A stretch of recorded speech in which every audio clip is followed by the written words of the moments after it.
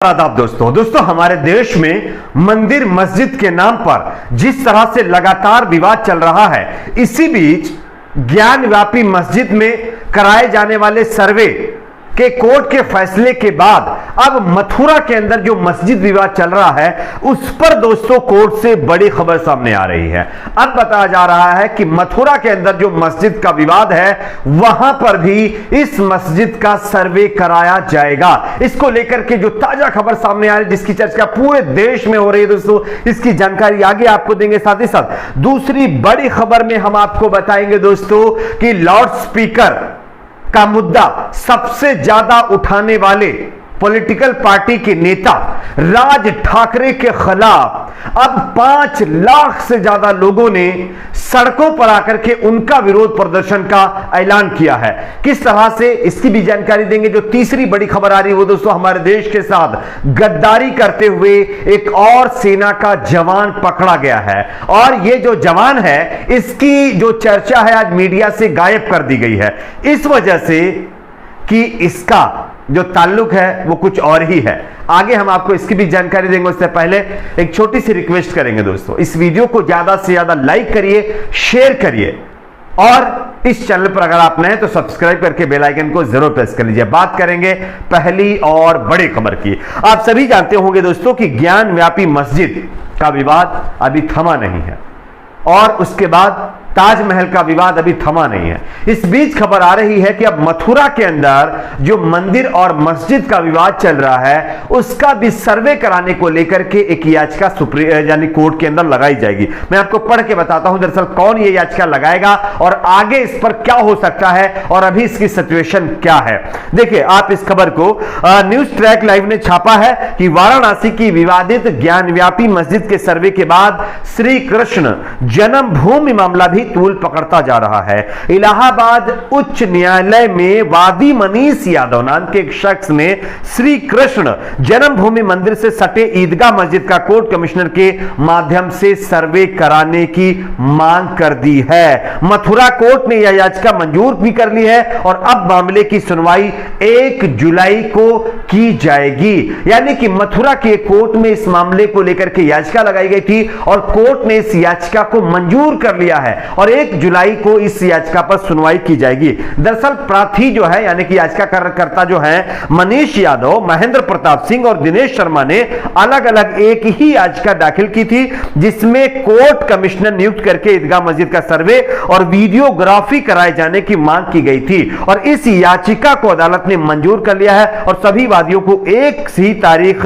यानी 1 जुलाई का दिन यानी तय कर दिया है कि इस दिन इन याचिकाओं के ऊपर सुनवाई की जाएगी और उसके बाद इसका जजमेंट दिया जाएगा। वैसे आप लोगों ने देखा होगा कि इलाहाबाद हाईकोर्ट ने मथुरा कोर्ट को आदेश दिया था कि जितने भी याचिका मस्जिद को लेकर के लगाई जा रही है उन पर 4 महीने के अंदर निपटारा किया जाए। अगर कोई दूसरे पक्ष का यानी कि याचिकाकर्ता नहीं भी आता है तब भी एक तरफा इस पर यानी सुनवाई की जाए, तो उसके बाद ये सारी चीजें सामने आ रही हैं। यानी कि वाराणसी के अंदर ज्ञानव्यापी मस्जिद का विवाद अभी थमा नहीं है। अब मथुरा के अंदर भी मंदिर मस्जिद का विवाद छेड़ दिया गया है और यह विवाद कितना लंबा चलेगा ये देखने वाली बात होगी। लेकिन सवाल बहुत बड़ा है दोस्तों, हमारे देश में बेरोजगारी, महंगाई लगातार बढ़ रही है, इस पर कोई चर्चा नहीं है। गोदी मीडिया खामोश और सरकार को तो ऐसे मुद्दे चाहिए, आप जानते ही होंगे, क्योंकि इन मुद्दों के पीछे महंगाई, बेरोजगारी, भुखमरी जैसे मुद्दे पर कोई बात ही नहीं करता है क्योंकि लोग जज्बात में आ जाते हैं।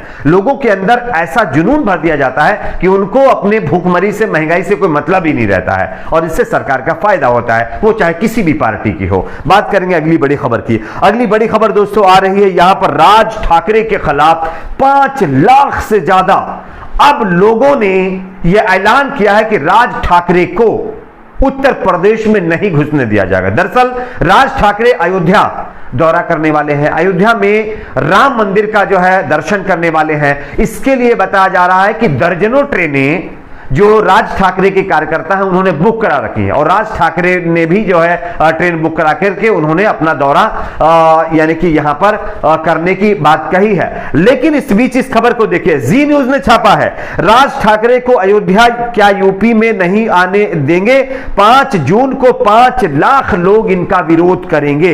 यूपी के गोंडा में कैसरगंज बीजेपी सांसद ब्रजभूषण शरण सिंह लगातार राज ठाकरे का विरोध कर रहे हैं। आगामी 5 जून को राज ठाकरे को अयोध्या न आने देने को लेकर के बड़े बड़े कार्यक्रम भी किए जा रहे हैं। बीजेपी सांसद का कहना है कि बिना माफी मांगे राज ठाकरे को अयोध्या घुसने नहीं दिया जाएगा, क्योंकि राज ठाकरे ने उत्तर भारतीयों का अपमान किया था काफी महीनों पहले और काफी साल पहले। आप लोगों ने देखा होगा कि मुंबई से भाई लोगों को भगाने की बात कही जा रही थी, यानी कि जो नॉर्थ यूपी के लोग हैं या बिहार के लोग हैं, झारखंड के लोग हैं, उनको जो है वहां से निकाला जा रहा था। और कई जगहों पर तो किसी यानी जो MNS पार्टी है उनके कार्यकर्ताओं ने पिटाई तक की थी उत्तर भारतीयों की। इसी वजह से बीजेपी के उनके सांसद ही राज ठाकरे से नाराज हैं और उन्होंने मोर्चा खोलकर कहा है कि 5 लाख से ज्यादा लोग अब जो है राज ठाकरे का घेराव करेंगे अगर वो यूपी बिना माफी मांगे आते हैं तो। अगर वो माफी मांग लेते हैं और कहते हैं कि नेक्स्ट टाइम ऐसा नहीं होगा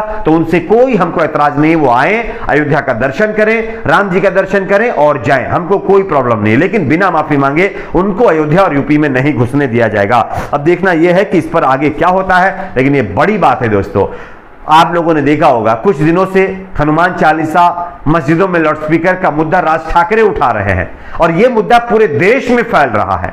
लेकिन जिस हिंदुत्व के मुद्दे को उठाकर के राज ठाकरे अपनी राजनीति चमकाना चाहते थे, वही मुद्दा उनके लिए भारी पड़ता हुआ नजर आ रहा है। वही लोग उनके विरोध में खड़े हो गए जिनके लिए इन्होंने मुद्दा उठाया था। एक और खबर की बात करते हैं दोस्तों। अगली बड़ी खबर यहां पर आ रही है, देश का एक और गद्दार पकड़ा गया है। वैसे आर्मी के अंदर हो या हमारे देश के अंदर हो, अगर कोई भी शख्स देश से गद्दारी करता है तो उसका सपोर्ट कोई नहीं करता है। लेकिन दोस्तों खबर के मुताबिक भारतीय सेना में एक जवान गिरफ्तार किया गया है और उसकी गिरफ्तारी इसलिए हुई है कि उसके तार ISI जो पाकिस्तानी खुफिया एजेंसी उससे जुड़े हुए बताया जा रहा है।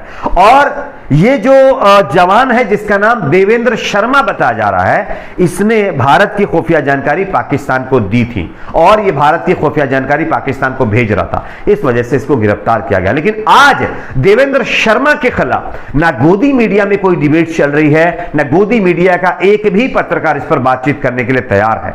सोचिए जरा, देश के साथ गद्दारी हो रही है लेकिन मीडिया में खामोशी है। क्यों है? क्योंकि देवेंद्र शर्मा जो नाम जुड़ा हुआ है, अगर कोई और होता तो अब तक हंगामा मच गया होता। खैर, गद्दार कोई भी हो, उसका कोई जाति धर्म नहीं होता है, हिंदू मुस्लिम सिख ईसाई कोई भी हो, अगर कोई देश के साथ जो गद्दारी करेगा उसको धर्म से जोड़कर भी नहीं देखना चाहिए और उसके साथ ऐसा ही ट्रीट करना चाहिए जो औरों के साथ होता है। अब देखना है कि देवेंद्र शर्मा के ऊपर क्या मीडिया कोई डिबेट करेगा या नहीं करेगा। लेकिन यह सेना का, वायुसेना का जवान है जो भारत की खुफिया जानकारी पाकिस्तान को भेज रहा था, इसके तार ISI से जुड़े हुए थे, इस वजह से इसको बताया जा रहा है कि गिरफ्तार किया गया जासूसी के आरोप में। आपकी अपनी क्या राय नीचे कमेंट बॉक्स में जरूर बताइए। वीडियो को लाइक शेयर, चैनल को सब्सक्राइब जरूर।